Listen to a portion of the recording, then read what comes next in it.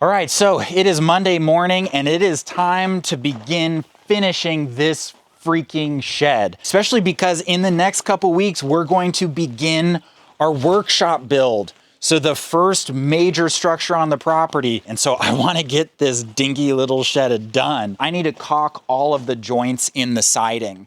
LP Smart Side requires a little bit of a gap because LP Smart Siding can like expand and contract as it gets more wet or more dry. So I'm gonna be caulking all of those joints. I don't know if I'm gonna do a good job or not, so I'm nervous. Okay, here we go. Oh God, not good. Ha! Here, that was a tough spot. Okay, here we go. Oh, too fast. I either go too thick and it just looks too big, or it like doesn't fully fill the gap. Oh my God, this looks terrible. Now, this is all gonna get painted, but not pretty. I might clean some of this here. This is just a mess, dude. I guess that's what this is about. It's a learning experience.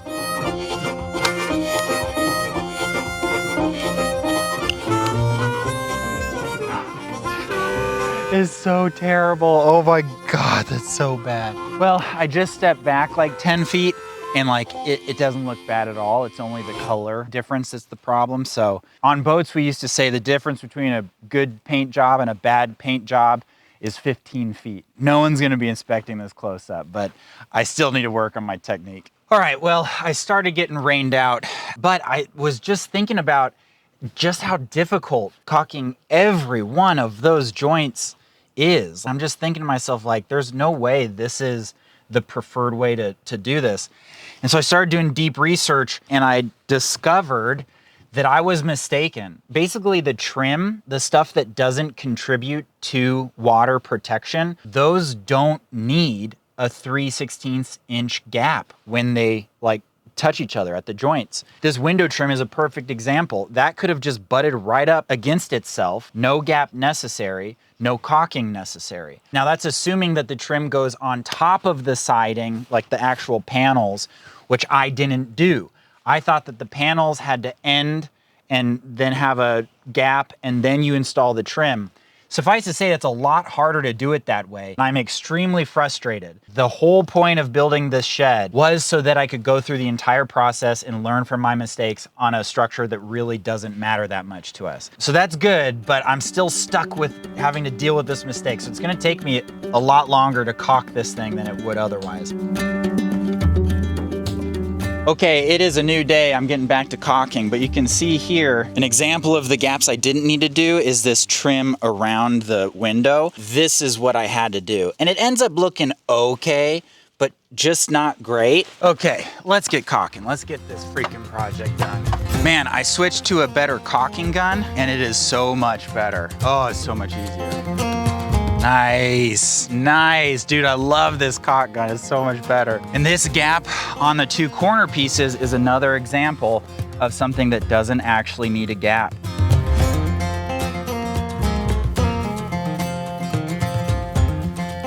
Okay, very last joint. Let's do this. I've gotten so much better since I started. It's hilarious. Okay, there we go. Yeah, this really is the kind of thing that you just gotta get a feel for it, you know? Okay, we're all caulked up.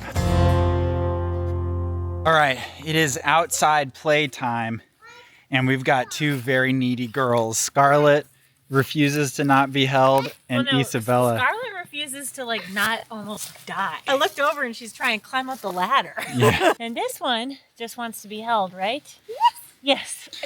It messed with my eyes. You want to be my prisoner? No. Oh, I guess you're my prisoner. You're my prisoner. So how's it been going with the girls lately? The trailer's a little bit small when it's really cold, so it's a little bit hard to get the energy out, but today's a nice day, so it's nice. Are you gonna get her? She's so close.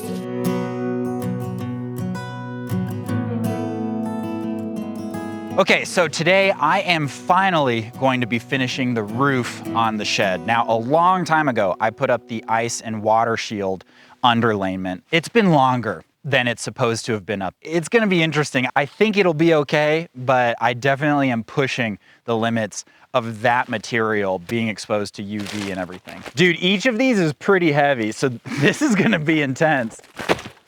Woo! It's a lot of work moving those up here. Okay, so first step is I'm gonna take these starter strips, adhere them all along the very bottom edge. I'm going to snap a chalk line so I have a perfect line to put these to. Basically, these make it so that the bottoms of the first row of shingles have something to glue to, because this has glue on it. And the way that shingles work is that they butt up against each other and create a seam, and you want to make sure that there's no nails underneath that seam. The nails should be completely covered by the shingles above it. Now that the starter strip is finished, it's time to move on to shingles. For the first course, we use a whole piece. And for the second course, we cut this by 6 inches off. Wow, that cut pretty good. Third course, we cut off 11 inches. The fourth course, we cut off 17 inches. For the fifth course, we do a full sheet again. Okay, what the heck? There's a nail right freaking here.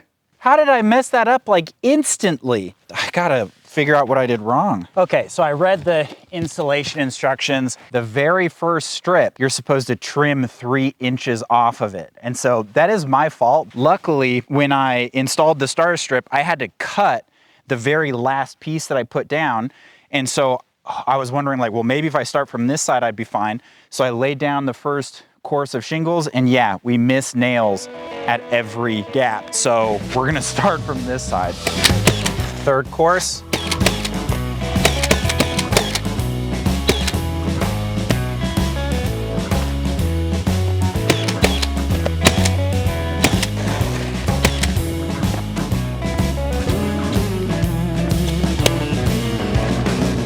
Oh, dude, I'm probably like a quarter of the way done, and my back is like not happy with me, and it's getting windy, stuff's falling off.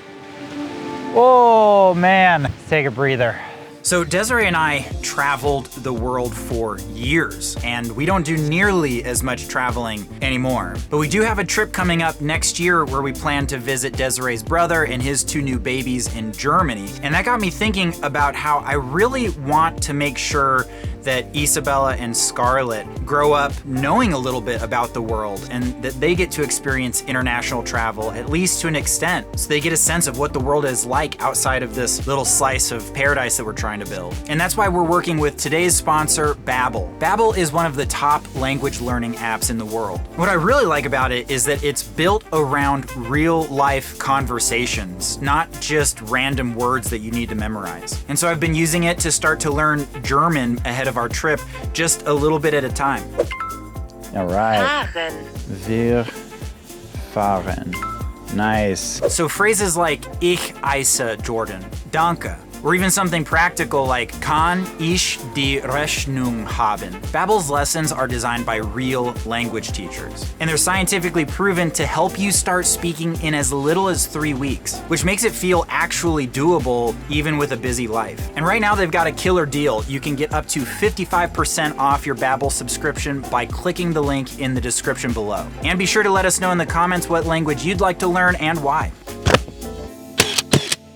Oh, well, I was working away and then just saw Easy Up flew over and then hit our storage tent. Dang, dude, there's no bueno.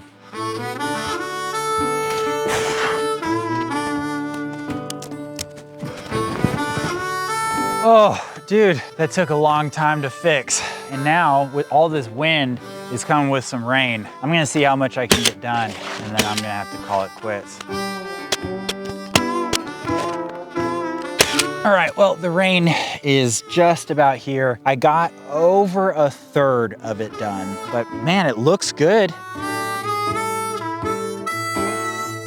Okay, it is a new day. The sun is shining. I've just been thinking about how when it comes to a project like this, where it's kind of complicated, like I feel overwhelming intimidation because there's so many unknowns. And when I start researching it, like it feels so confusing to me. On the one hand, there's like this emotional relief that I experience at this stage where I'm like, oh, thank God, it doesn't feel intimidating. But then it comes to the physical repetition. So while my emotional state is grateful to be where I'm at, my knees and my back are like, dude, can this be done now? So let's finish this thing.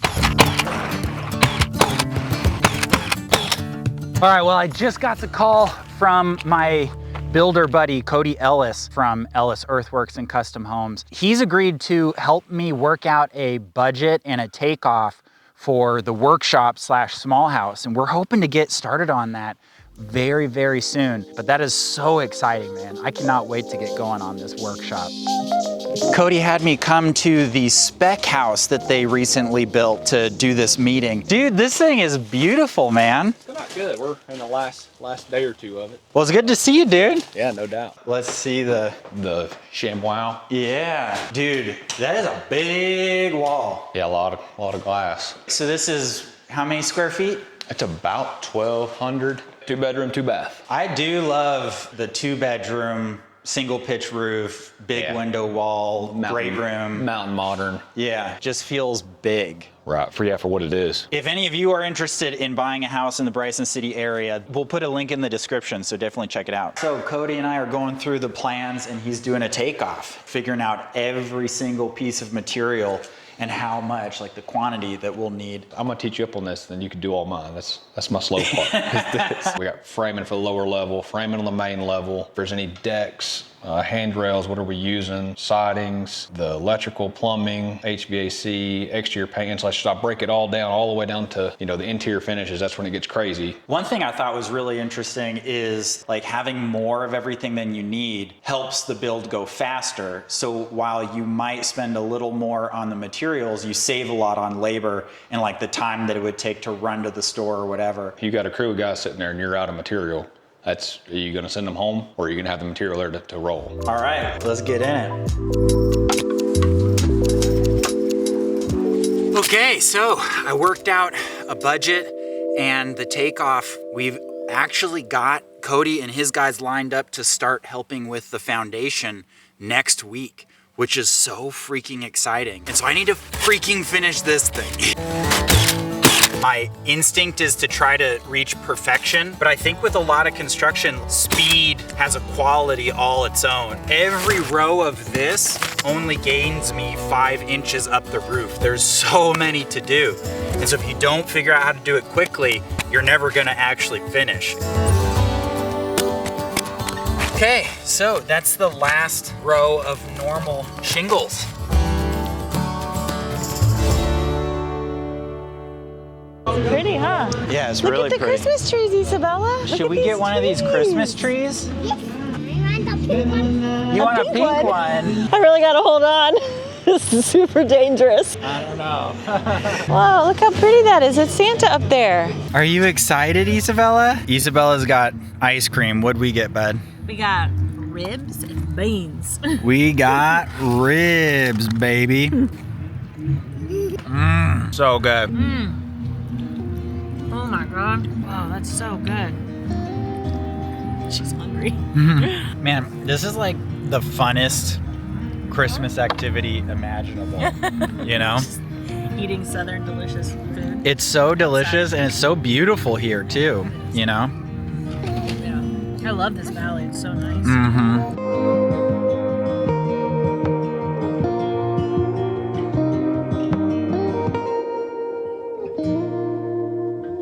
Okay, so I gotta switch gears a little bit because we need to get our windows and doors order in. Now, the main design premise with the workshop slash small house is we wanted to make it more or less as cheap as we could because ultimately we're not gonna live here. This is gonna be a workshop, it's gonna be an office, it's gonna be a guest room. And so we designed the structure to kind of have a minimal number of windows. But I recently got in touch with a viewer of ours. His name is Can from My Win USA. He's been watching our videos for a long time. He's got a window and door business, and he offered to help sponsor our windows and doors, which is so exciting. We can actually do bigger windows now because he's gonna be helping us out. We ended up going way down a wormhole this morning as to exactly what we wanted to do with windows and bed placement. I ended up messing around a lot with what we could do with this guest room. Because what we realized is that it would be great to maximize the number of people that could sleep in this room. This is what we originally had. So it was gonna be 2 twin beds separated by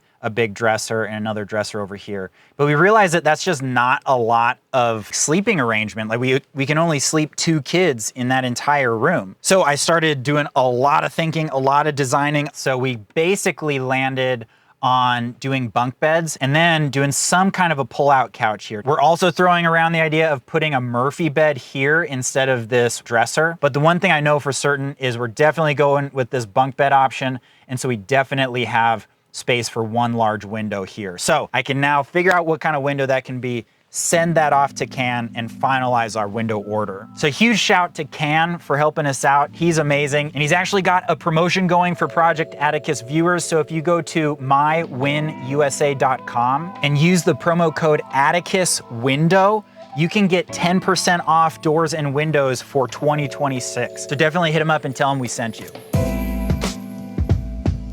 So finally, the last phase of this project.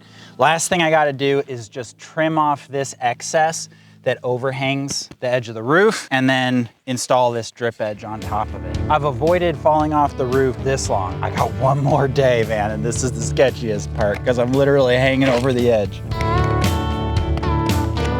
Okay, time to slap on some of this asphalt sealant and then put the drip edge on.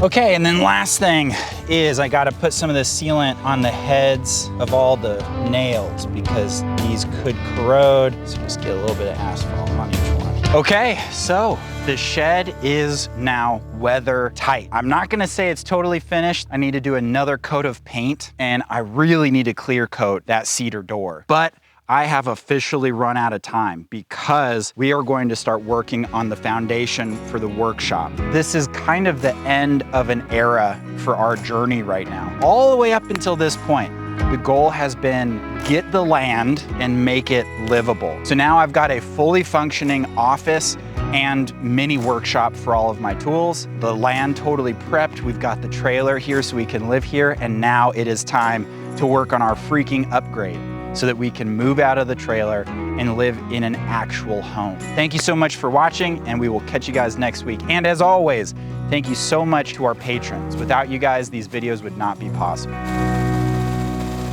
I found you guys. Oh, hi, Dad. We're in a tree. What are you doing in a tree? I'm kind of stuck.